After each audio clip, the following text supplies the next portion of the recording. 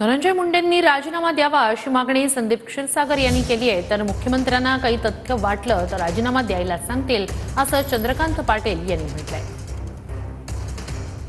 Surrender होण्यापासून जी काही VIP treatment झाली ती मंत्रिपदा असल्यामुळेच त्यांना ती संरक्षण तिथं दिलं जातं। त्यामुळे त्यांनी राजीनामा हा दिलाच पाहिजे। 12 तासामध्ये ज्यांनी फोन केले आहेत प्रशासनाला, मग ते SP असतील, त्या भागातले DYSP असतील, त्या पोलीस स्टेशनचे अधिकारी असतील, हे जर तपासलं तर पूर्णपणे लक्षात येईल आणि प्रशासनाला पण मोकळा श्वास दिला पाहिजे काम करायला।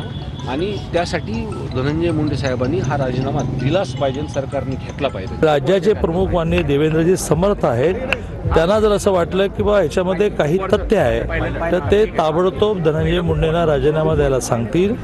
परंतु अजूनही पोलीस यंत्रणा, आता बघा टप्प्याटप्प्याने सगळं झालं की नाही, म्हणजे अगदी SIT नेमण्यापासून, निवृत्त न्यायाधीशांची समिती नेमण्यापासून, या सगळ्यांना मोका लावण्यापासून,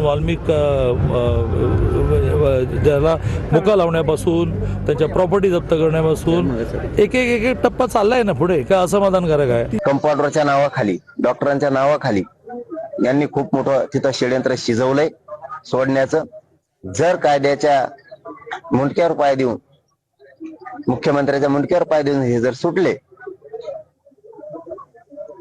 तर तुमच्या जिंदगीची हो, आणि आम्ही सोपं जाऊन नाही देणार। तसं जर घडलं आम्ही सोपं जाऊ देणार नाही। चौथं म्हणणं आहे आमचं, हे सगळे केस अंडर ट्रायल चालवा आणि यांचे नार्को टेस्ट करा।